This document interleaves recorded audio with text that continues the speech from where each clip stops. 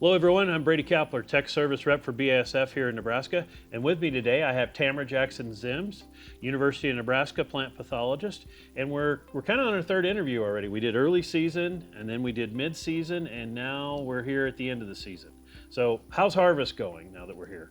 Well, in Nebraska, it really depends on where you're at. And so in the southern parts, especially in the southeast corner, they're starting to get close to wrapping up down there on corn.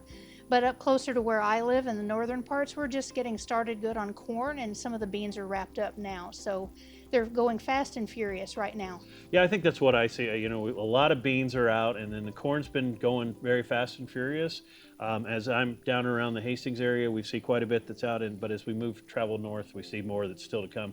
Yet some late planted stuff, everything else like that. But really, things have moved pretty well. What are these people seeing for yields?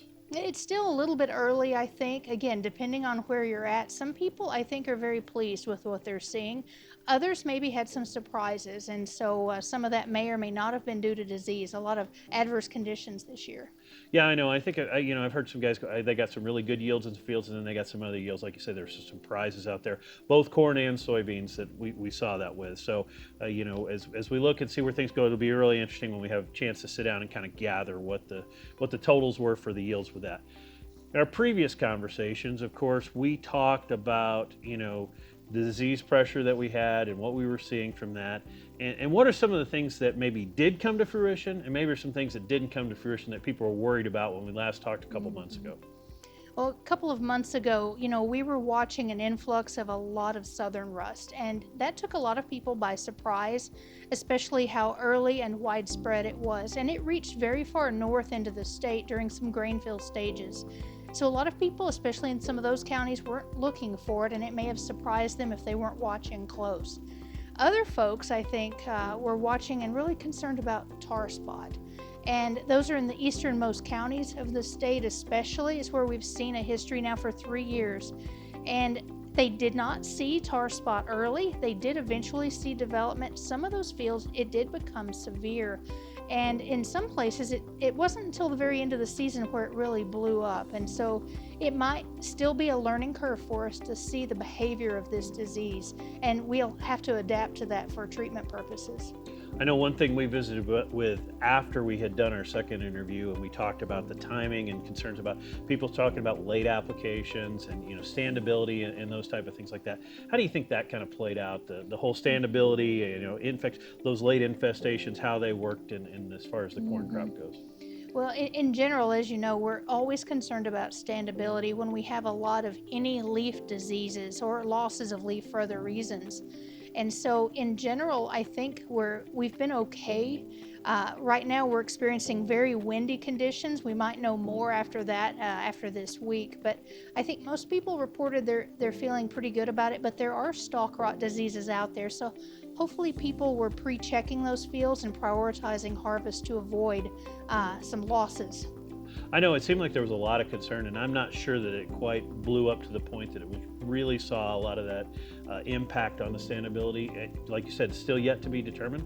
But you mentioned the wind, and so if you're wondering why we're inside today, that's exactly why we're filming this inside, is because it was too windy for us to go outside. But anyway, we'll see how this all shakes out as we move towards the end of the year. What do you think, overall fungicide efficacy looked like in 2024?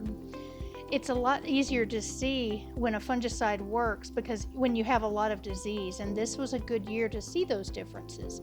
And so we still don't have all of the yield data in yet, but I expect we're going to see differences in the numbers because we have visual differences where we treated versus not treated. And so that's going to be something we're going to look very closely at. Yeah, I'm very anxious to see some of our trial work and some of our side-by-sides that are out in the fields to see how those all shake out here too. But, I think one of the things too, we talk about the impact of timing. And I think this year was a year where timing really was important when we talk about our corn crop and the way the disease pressure came in. I think that's important, and it's an important lesson as far as understanding this disease, tar spot in particular. It's not likely we'll see southern rust as severe as it was this year, but it complicated fungicide timing for us this year in many parts of Nebraska. And I think moving forward, as we're learning more about how tar spot's going to behave, for instance, it's teaching us a lot about disease behavior under the pivot for instance, and when disease develops versus when we might need to treat, and that we need to watch closely. Right. I think that's one of the things too is, we talk about what is important for growers to consider as they talk about 2025. We don't know what it's going to be like. I mean, we probably saw more southern rust distribution this year in 24 than we've ever seen as far as just widespread. Now, intensity and other things like that, we can argue back to whatever 06, 07 was maybe more intense. However, spread this year, I think, was definitely wider than we've ever seen of southern rust in Nebraska. So as people get ready for 2025, how do you say, we know southern rust blows in, and that's part of it. So that's going to be depending on what the year is. But tar spot, now where we've got tar spot, these areas, especially it seems to me east of Highway 81 for sure, and then kind of between 81 and 281 is kind of a toss-up. What do you see those guys are having to do as they plan for 2025? I think you're right, especially on the geography. We're 81 and 281. And so it's important for us to understand which diseases are in the field, because all of them except the rust diseases will overwinter. And the one we're paying closest attention to is tar spot. And so if you saw higher tar spot pressure this year, this is something you want to plan for in the future. And so we always recommend for IPM principles, select good resistant hybrids if they're available.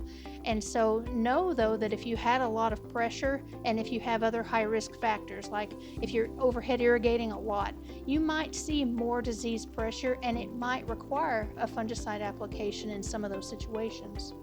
I think that's excellent. And as we talk about, let's not forget about gray leaf spot.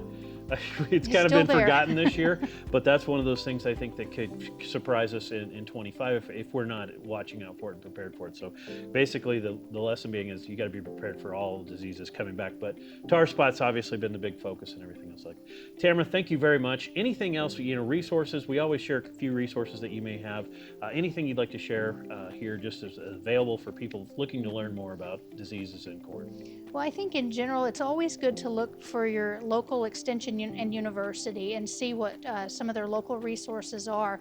But we also have a really great national resource in the Crop Protection Network.